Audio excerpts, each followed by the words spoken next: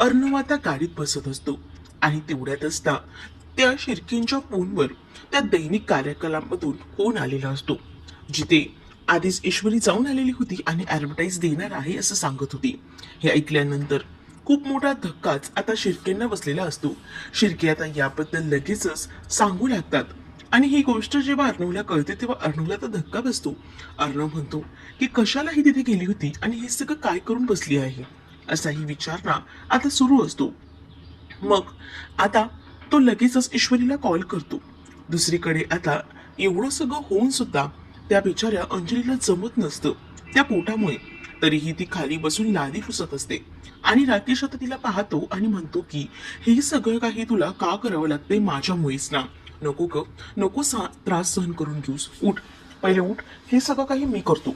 आणि असं बोलून आता म्हणत असतो की ही सगळी कामं मी करतो पण तू करू नकोस, तुला त्रास होईल. त्यावर अंजली म्हणत असते की अहो, त्रास होत नसतो, अशी जर कामं मी केली ना तर उलट आहे ना सगळ्या गोष्टी ना चांगल्याच घडतील. म्हणजे तुम्हाला सांगू का, या सगळ्या गोष्टींमध्ये उलट आहे ना आपला व्यायाम होतो आणि डिलिव्हरी ही चांगली होते. असं काहीसं ती लादी पुसत असतानाच बोलते. पण आता तिला राकेश थांबवतो आणि राकेश म्हणतो की उठ, हे सगळं काही मी करतो. आणि असं बोलून आता राकेशच सगळ्या कामाची जबाबदारी जी आहे ती घेऊ लागतो. राकेश आता सगळी कामं करायचं ठरवतो, म्हणजे लादी पुसण्यापासून सगळं काही. आता तो एकदम चांगला आहे, व्यवस्थित आहे, हे काहीसं त्याला दाखवायचं असतं आणि यासाठी त्याची धडपड सुरू असते.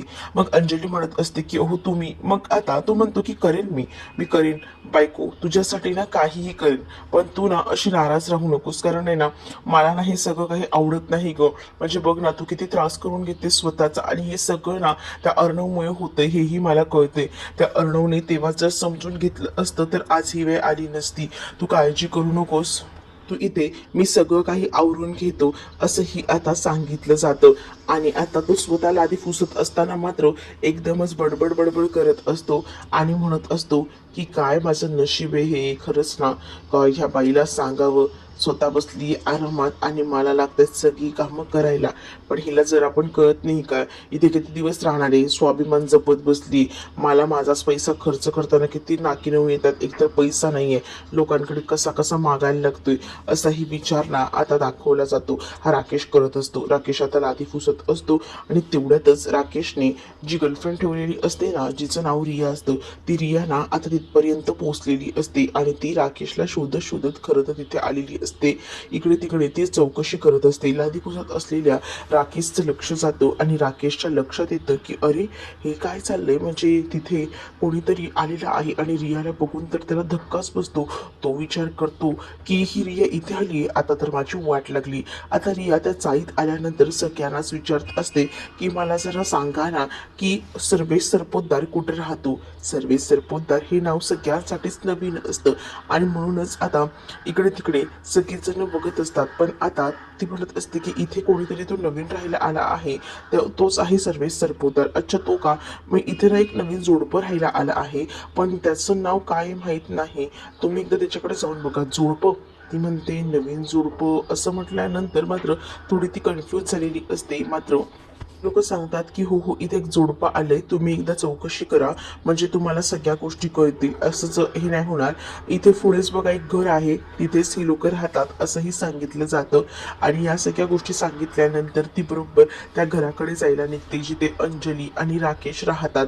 कारण तिला आता शोधायचं असतं तिच्या सर्वेशला, कारण हा राकेश ना फोन उचलत नसतो आणि त्यामुळेच ती शोधत शोधत इथपर्यंत आलेली असते. आणि त्याचमुळे ती आता इकडे तिकडे त्याचा शोध घेत असते आणि हे सगळं काही राकेशने पाहिलेलं असतं. आणि म्हणूनच ना मग तोही विचार करतो की ही मला इथपर्यंत शोधत आली आहे, आता आपल्याला लपायला हवं. आणि म्हणूनच तर तो लपून बसतो. बाहेर दुकानं असतात, त्या दुकानाच्या कानोशाला तो लपून बसतो, कारण त्याला ना आता काही झालं तरी सुद्धा या रियाला भेटायचं नसतं इथे. आणि म्हणूनच तो आता तिकडनं जातो. तर दुसरीकडे रिया जी आहे ती चालत चालत बरोबर त्या घराकडे जाते, जिथे अंजली आणि राकेश राहत असतात. अंजली आणि राकेश जिथे राहतात ना तिथे जाऊन ती पोहोचत असते. तर दुसरीकडे अंजली ही बाहेर आलेली असते आणि म्हणत असते की राजेश, राजेश तुम्ही कुठे गेले? कारण तो लादी पुसता पुसता गायब झालेला होता आणि म्हणूनच इकडे तिकडे ती त्याला शोधत होती. मग तिला कुठेही तो दिसत नाही, म्हणूनच जरा ती कन्फ्यूज होते आणि मग विचार करते की हा माणूस गेला कुठे असेल, काय करत असतील हे, असे कसे कुठे गायब झाले. आणि त्यानंतर ती हाका मारतच बाहेर आलेली असते. दुसरीकडे ईश्वरी आता त्या धुमाळकडे जात असते आणि त्या धुमाळकडे जात असतानाच तिला अचानकपणे कॉल येतो आणि मग अर्णव तिला विचारतो की काय चाललंय तुझं हे. मग आता ईश्वरी म्हणते की काय झालं. मग अर्णव म्हणतो की तू त्या दैनिक कार्यालयामध्ये गेली होतीस आणि तिकडे जाऊन तू काय सांगितलीस, आपल्याला ऍड द्यायची, हे सगळं काय आहे, कसली ऍड द्यायची तुला. मग ईश्वरी आता सगळ्या गोष्टी झालेल्या समजावून सांगते आणि ईश्वरी सांगत असते की खरं तर ना एक असा प्रॉब्लेम झाला आहे की तो श्रीकांत धुमाळ समोर असूनही पळून गेला आणि त्याचसाठी मला हे सगळं करावं लागलं. आता मी त्याच्या घरी जाऊन पोचत आहे. आता त्याच्या घरापर्यंत पोचली मी, बघते कसं हँडल करता येतंय ते. मग त्यावर मात्र अर्णव म्हणत असतो की हे सगळं करणं रिस्की आहे. मग आता मला या सगळ्या गोष्टी करायच्याच आहे, कारण या सगळ्यावर ना आपलं नातं अवलंबून आहे. या सगळ्या गोष्टी जर मी नाही केल्या तर प्रॉब्लेम होऊ शकतो आणि म्हणूनच तर मी त्या सगळ्या गोष्टी करते. कारण माझ्या आईला फक्त निर्देश सोडवणं एवढंच माझी जबाबदारी नाहीये, मला आपलं नातंही व्यवस्थित करायचं आहे, त्याला काहीतरी नाव द्यायचं आहे आणि त्यासाठी माझी ही जास्त खडबड सुरू आहे असं देखील आता ती म्हणत असते. आणि तिची जेवढी गडबड असते ना ती बघूनच ना आता मात्र अर्णव तिला म्हणत असतो की माझी काही गरज लागली तर मला नक्कीच सांग, मी आहे तुझ्या मदतीला, असंही आता सांगितलं जातं. त्यावर आता ईश्वरी म्हणत असते की अर्णव सर, तुम्ही माझ्यासाठी एवढं बोललात ना तेवढंच माझ्यासाठी आहे आणि कायम तुम्ही माझ्यासोबत आहात हे मला माहीतच आहे की. आणि असं बोलून आता ती कामाला लागलेली असते आणि जेव्हा ती कामाला लागते ना तेव्हा अर्णवही थोडा टेन्शनमध्ये असतो, काळजीत असतो, कारण त्यालाही वाटत असतं की ईश्वरीचं सगळं काही चांगलं व्हायला हवं. कारण ईश्वरी आता एवढं मोठं धाडस करून तिथे जायला निघाली आहे म्हटल्यावर त्या सगळ्या गोष्टी व्यवस्थित व्हायला हव्या, म्हणूनच तो तिला सगळं सांगत असतो. ईश्वरी म्हणत असते की अर्णव सर, काळजी करू नका, मी माझ्या परीने करते, कारण मला आता श्रीकांत धुमाळपर्यंत पोहोचायचं आहे आणि सगळी माहिती गोळा करायची. कारण श्रीकांत धुमाळ जो आहे ना तो मुद्दामून हे सगळं काही करतोय, त्याला सगळं माहिती आहे, त्याने ह्या सगळ्या गोष्टी मुद्दामून केलेल्या आहेत हे देखील आता ईश्वरी अर्णवला सांगत असते. कारण आहे ना तो अचानकपणे म्हणजे समोर आलाय आणि खोटंही सांगतोय. तोच असताना सुद्धा म्हणजे त्याला बऱ्याच गोष्टी माहिती आहेत आणि त्याला या गोष्टी माझ्यापर्यंत कळू द्यायच्या नाहीयेत, म्हणून हे सगळं चाललंय, पण मी शोधून काढेनच, असं देखील ईश्वरी आता बोलत असते. त्यानंतर आता अर्णव जो आहे तो फोन ठेवून देतो, तर ईश्वरी लगेच म्हणते की हा मला माहिती आहे अर्णव सर, तुम्ही माझी काळजी करता, ते तुमचं माझ्यावर प्रेम आहे ते मी समजू शकते. त्यानंतर ईश्वरी त्या श्रीकांत धुमाळ याच्या घराच्या इथपर्यंत पोहोचलेली असते. तिथेच एक वॉचमॅन असतो. तो वॉचमॅन आता ईश्वरीला काही आतमध्ये जाऊ देत नसतो. ईश्वरीला म्हणत असतो की काय झालंय मॅडम, तुम्हाला काय हवं आहे. त्यावर ईश्वरी म्हणते मला श्रीकांत धुमाळ यांना भेटायचं आहे. पण नाही, तुम्हाला श्रीकांत धुमाळ यांना भेटता येणार नाही असं सरळ सांगितलं जातं. ते 8 दिवसासाठी रजेवर आहेत. त्यावर ईश्वरी म्हणते की कसं शक्य आहे, मी आता ऑफिसमध्ये त्यांना भेटले आणि तुम्ही आता मला सांगताय की भेटू शकत नाहीये, काही ऐकायचं नाहीये, मला त्यांना भेटायचं आहे असं ईश्वरी त्यांना सांगू लागते. पण ईश्वरीला आता ते म्हणतात की नाही, आम्ही सांगतोय ना, खरंच सांगतोय, मी नाही भेटू शकत आहे तुम्ही, कारण आम्हाला जसं सांगितलेलं आहे की ते नाही आहेत. मग ईश्वरी म्हणते की थोडा तरी विचार करावं दुसऱ्याच्या फॅमिलीचा, मी एका मोठ्या अडचणीत सापडली आहे आणि त्यासाठी मला गरज आहे म्हणून मी बोलते. पण तरी सुद्धा तो वॉचमॅन ऐकत नसतो. दुसरीकडे मात्र आता राकेश हळूच पाहत असतो, कारण अंजली आणि त्याचसोबत रिया या दोघीही जणी आता बोलत असतात. अंजली आणि रिया या एका विषयावर चर्चा करत असतात आणि ती विचारत असते की इथे सर्वे सरपोतदार राहतात का. सर्वे सरपोतदार कोण? नाही, इथे सर्वे सरपोतदार वगैरे राहत नाही. मला आता असं कळलं होतं की या चाळीमध्ये तो नवीनच राहायला आला आहे, व या चाळीत आम्हीच आलो आहे नवीन राहायला, पण सर्वे सरपोतदार याला मी ओळखत नाही असंही आता सांगितलं जातं. आणि त्याच वेळेला ती म्हणत असते पण काल रात्री तर मी त्याला इथेच ड्रॉप केलं, मग हे कसं शक्य आहे. असं म्हटल्यानंतर अंजलीच्या लक्षात येतं काल रात्री तर एका मुलीने ह्यांना ड्रॉप केलं होतं, तीच मुलगी आहे ही, आणि तिला बरोबर कळत असतं की ती हीच मुलगी आहे. म्हणूनच ती आता अंजली त्या मुलीला विचारते, हीच मुलगी आहेस का तुझ्या बहिणीने आत्महत्या केली, बोल बोल ना, तीच का तू. मग आता कोण आत्महत्या, कोणी काय केलं आहे असं देखील म्हटलं जातं. नाही, माझ्या बहिणीने नाही आत्महत्या केली आणि मला बहीण वगैरे कोणी सुद्धा नाही आहे असं देखील आता सांगितलं जातं. एवढ्या सगळ्या गोष्टी जेव्हा आता सांगितलं सांगितल्या जातात ना, तेव्हा मात्र आता राकेशने तिच्यासोबत ज्या काही गोष्टी केल्या आहेत त्या अंजलीला सगळ्या काही आठवू लागतात आणि त्यामुळे ना अंजली थोडी डिस्टर्ब असते. अंजली विचार करते की हो, मी ह्याच मुलीला काल बघितलं होतं, पण आता सर्व्हिस सरपोतदार तर नाही, माझ्याकडे तर नाव आहे राजेश. सर्व्हिस सरपोतदार नेमका कोण? ती म्हणते की सॉरी, पण इथे सर्व्हिस सरपोतदार राहत नाही. पण त्याच वेळेला ना अंजलीने तेव्हा तिला तर सांगितलेलं असतं आणि ती आतमध्ये निघून जाते. तर दुसरीकडे ना आतमध्ये अंजली आणि राकेशचा एक फोटो असतो. अंजली आणि राकेशचा फोटो टेबलवर ठेवलेला असतो. तो बरोबर आता रियानं बघितलेला असतो. रिया जेव्हा तो फोटो बघते तेव्हा तिला तो फोटो बघून धक्का बसतो. म्हणजे ते विचार करते की हा सर्वेश आपल्याला फसवत आहे, त्याचं ऑलरेडी लग्न झालंय आणि तो आपल्यासोबत खोटं बोलतोय. राकेश हे सगळं लांबून पाहत असतो आणि राकेशला आता काय करावं काय नाही हे समजत नसतं. परंतु आता तो फोटो बघून रिया मात्र एकदमच भडकलेली असते, कारण रियासोबत तो खोट्या प्रेमाचं नाटक करतोय की काय या शंका आता तिला आलेल्या असतात आणि त्यामुळेच ना ती आता एकटक त्या फोटोकडे बघत असते. मग तिच्या मनामध्ये तोच समज होतो की नक्कीच हे दोघं नवरा बायको राहतात आणि मला एवढं मोठं ह्याने फसवलं आहे, एवढी मोठी ह्याने माझ्यासोबत चीट केलेली आहे, या सगळ्या गोष्टी लक्षात येतात आणि त्यामुळेच ना आता ती खूपच जास्त भडकलेली असते. तर समोर दुसरीकडे आता राकेश आलेला असतो आणि तिचा मागून हात धरतो. इकडे आता खूप जास्त वैतागलेली वल्लरी असते. वल्लरी म्हणते की काय हा माणूस आहे उदयकाल सारखा मागेच लागलाय, मी त्याला म्हटलंय ना पैसे देते तरी सुद्धा हात धुवून मागे लागलाय, काय करावं रे या माणसाचं खरंच कळत नाही. आता तर 50 लाख रुपयाची जुळवाजुळव करावी लागणार आहे. 35 लाख यामध्ये ती आता जो सात्विक फॅशनची कंपनी आहे त्यामध्ये घोळ घालायचं ठरवणार आहे, कारण अर्णवच्या गैरहजेरीत ती काही पेपर्सवर सह्या करून एक महत्त्वाची डील मिळवणार आहे आणि त्यामध्ये 35 लाख रुपये तिला भेटणार आहेत. आणि मग त्या 35 लाखांचा बंदोबस्त तर मी केलाय, पण पुढचं काय, पुढच्या बंदोबस्ताचं काय असाही विचार ती करत असते, कारण 15 लाख सुद्धा तिला वरचे हवे असतात. मग ते कसे मिळवायचे हा मोठा प्रश्न तिच्या समोर असतो आणि म्हणूनच आता ती विचार करत असते की हे पैसे कसे मिळवता येतील.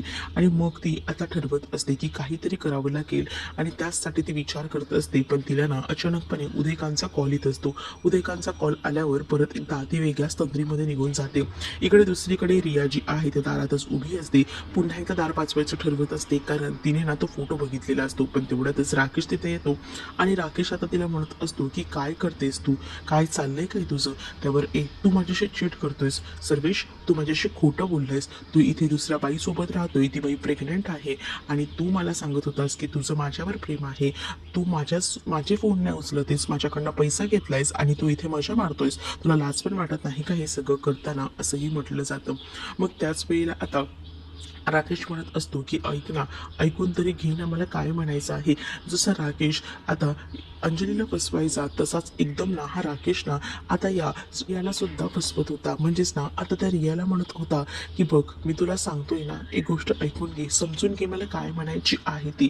आणि त्याच वेळेला तो आता सांगू लागतो की बघ माझी ही बहीण आहे आणि ही गावावरनं आलेली आहे, तू काही समजतेस, माझी बायको आहे का, तुझा काहीतरी गैरसमज झाला, ही माझी बायको वगैरे नाही, माझी बहीण आहे, ती गावावरनं आली, तिच्या नवऱ्यासोबत तिचं भांडण झालंय आणि म्हणूनच ती इथपर्यंत आली आहे. मग मी विचार केला की ती इथे आली तर माझ्याकडे ठेवून घ्यावं, इथे तर माझ्याच पैशांचे वांदे आहेत, मी कसं कसं घर चालवतोय, पण काय करणार, बहिणीला तर नाही बोलू शकत नाही ना, कारण ती 2 जीवांची आहे, असंही आता राकेश सांगू लागतो. म्हणजे आता अक्षरशः अंजलीला त्याने बहीण बनवून टाकलेलं असतं. त्याला जराही हे सगळं करताना लाज म्हणून वाटत नसते, त्याला फक्त आणि फक्त स्वतःचा स्वार्थ दिसत असतो आणि त्यासाठी तो हे सगळं काही करत असतो.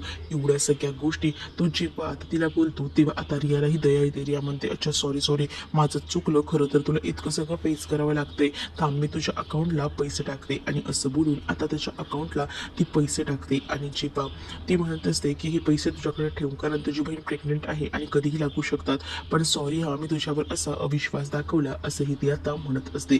आणि त्यानंतर मात्र आता ती विचार करते की नाही, मला आता काही झालं ना तरी सुद्धा माझा या सर्वेशवर खूप जास्त विश्वास आहे. ती सर्वेशला म्हणते की आधी थोडी मी बाचकळली होती तो फोटो बघून, मला असं वाटलं की तू मला फसवतोयस की काय. त्यावर लगेच राकेश म्हणतो की अगं मी तुला कसं फसवू गो, माझं फक्त तुझ्यावर प्रेम आहे आणि तू माझ्यासाठी इतकं सगळं करतेस तर मी काय हे सगळं करू, असंही आता सर्वेश म्हणजेच राकेश मुद्दामून त्या रियाला बोलत असतो. त्यानंतर ती तिकडनं निघून जाते आणि जेव्हा ती तिकडनं जाते ना तेव्हा कुठे जाऊन राकेशचा जीव भांड्यात पडतो. मग आता राकेशला या सगळ्या निमित्ताने पैसेही भेटलेले असतात आणि एका दगडात दोन पक्षी मारले जातात ना, अगदी तसंच त्याचं झालेलं असतं. आता राकेश घरात जातो त्यावेळेला तिथे अंजली असते आणि अंजली म्हणते, काय हो तुम्ही कुठे गेला होतात? त्यावेळी राकेश आता खोटं सांगू लागतो, अगं इकडेच ना एक आजोबा जात होते पण त्यांना ना चालता येत नव्हतं, मग म्हटलं त्यांना घरापर्यंत आपण सोडून येऊन घ्या, म्हणूनच मी घरापर्यंत त्यांना सोडायला गेलो होतो. काय हो तुम्ही किती मदत करता हो प्रत्येकाची, असंही ती आता म्हणते. आणि त्यानंतर ती म्हणते की मला असं वाटलं की त्या सुंदर मुलीकडे बरोबर केलात की काय? कोण सुंदर मुलगी, काय बोलतेस तू? आता असं दाखवत असतो हा राकेश की त्याला काहीच माहिती नाही आणि म्हणूनच आता प्लस अंजली त्याची मजा घेत असते आणि त्याची जेव्हा ती मजा घेते ना तेव्हा मात्र राकेशही असं दाखवत असतो की त्याला माहीतच नाहीये की कोण मुलगी काय मुलगी. तो अंजलीला म्हणत असतो की तुला मी सांगितलंय ना त्रास करून घेऊ नकोस, आराम कर, मग कशाला त्रास करून घेते, बस बरं एका जागेवर, असंही बोलून तो तिला आता एका जागेवर बसवत असतो. कारण ती पुन्हा एकदा तिला अतिफुसाची बादली जी आहे ती उचलत असते. पण आता त्याला खूप जास्त मजा येत असते कारण एका वेळेला दोघांना तो हँडल करत असतो आणि त्याचसोबत पैसेही त्याला मिळत असतात. त्यामुळे तो खूप जास्त खुश असतो. पण तो विचारही करतो की बरं झालं थोडक्यात वाचलो, नाही तर आज माझं काही खरं नव्हतं. कारण आज तिने फोटोही पाहिला होता आणि या सगळ्या गोष्टींमुळे आता टेन्शन आलेलं होतं. दुसरीकडे आता वल्लरी फाईल घेऊन बसलेली असते आणि ती विचार करते 35 लाखाचा तर घोळ घालेन मी, पण पुढच्या पैशांचं काय? 15 लाख रुपये कसं जमू? हा उद्योगान सुद्धा आताच याच्यामध्ये यायचा होता का? कारण मी माझं बरोपैकी सगळं काही सांभाळत होती, पण आता ही सगळीच घडी ना या मूर्ख माणसामुळे विस्कटली गेलेली आहे, असंही आता ती म्हणत असते. आणि त्याच वेळेला तिला सारखे उद्योगांचे कॉल येत असतात. पण उद्योगांचे कॉल आलेले असताना सुद्धा ती कॉल रिसिव्ह करत नसते कारण ना तिला आता नको नकोसं झालेलं असतं. ती आता सरळ म्हणते की काय माणूस आहे हा, सारखा फोन करून वैताग दिलाय. तर दुसरीकडे मात्र आता ईश्वरीला काहीच माहिती मिळालेली नसते आणि त्यामुळे ईश्वरी आता थेट जाऊन आपल्या आईकडे पोहोचलेली असते आणि आईला घडलेला सगळा प्रकार सांगते. त्यावर आई तिला सावरते आणि म्हणते की काय करायचंय ग, मी असा विचार करत होते की कुठेतरी चांगल्या गोष्टी घडतील, व्यवस्थित सगळं काय होईल, पण नाही ना, बघ ना सगळ्या काही गोष्टी सगळ्या उलट्या पालट्याच घडतायत. मला असंच वाटत होतं की या सगळ्या गोष्टींमुळे निदान ना तुझा संसार तरी मार्गी लागेल, पण हेही नाही झालंय. म्हणूनच ना मला कळत नाहीये या सगळ्या सिच्युएशनमध्ये काय करायचं ते, असंही आता म्हटलं जात असतं. तर दुसरीकडे मात्र आता पाहायला मिळत असतं ईश्वरी कसं बसं शांत करायचा प्रयत्न करत असते आणि त्याच वेळेला आई खूप जास्त रडत असते. कारण आईला शेवटी असंच वाटत असतं की ह्या सगळ्या ज्या काही गोष्टी आहेत त्या व्यवस्थित घडायला हव्या आणि त्या वेगळ्या पद्धतीने घडत असतात. म्हणूनच मनाला खूप जास्त तिला लागलेलं असतं आणि तिलाही असंच वाटत असतं की सगळ्या गोष्टी जर वेळेवर झाल्या, नीट झाल्या तरच सगळं काही होऊ शकतं. पण आज ते सगळं काही हाताबाहेर गेलेलं असतं. म्हणजे अक्षरशः त्या धुमाळपर्यंतही लोक पोहोचलेली असतात पण त्याला भेटू शकत नसतात. याचं दुःख सगळ्यात जास्त इथे असणाऱ्या सुप्रियाला होत असतं आणि सुप्रिया याबद्दलच आता बोलत असते. त्याच वेळेला आता ईश्वरी आपल्या आईला शांत करत असते. ईश्वरी आपल्या आईला सांगते की आई तू इतकी काळजी करू नको, सगळ्या काही गोष्टी नीट होतील, मला माहिती आहे, मला कळतंय की तुला त्रास होतोय, पण मी माझ्या परीने प्रयत्न सोडणार नाहीये. तुला काही झालं तरी निर्दोष मी सिद्ध करणार आहे आणि त्याचसोबत माझा संसार देखील मी वाचवणार आहे, असं देखील ईश्वरी आता बोलत असते. ईश्वरी जेव्हा एवढं सगळं काही बोलते तेव्हा मात्र आता ईश्वरीने आपल्या आईला घट्ट मिठी मारलेली असते, जवळ घेतलेलं असतं. कारण आपल्या आईला आपल्याबद्दल इतकी काळजी आहे आणि त्याचसोबत ती त्यासाठी काही करायला तयार आहे. या सगळ्या गोष्टी ना आता तिच्या मनाला लागत असतात आणि त्यामुळेच ना ती आपल्या आईला सांभाळत असते. तुम्हाला हा व्हिडिओ आवडला असेल तर लाईक करा, शेअर करा आणि चॅनलला सबस्क्राईब करा. बेल नोटिफिकेशन ऑलवर सेट करा जेणेकरून सगळ्या नव्या व्हिडिओंच्या अपडेट्स तुम्हाला मिळतील. तुमच्या प्रतिक्रिया आणि कमेंट्स नक्की कळवा.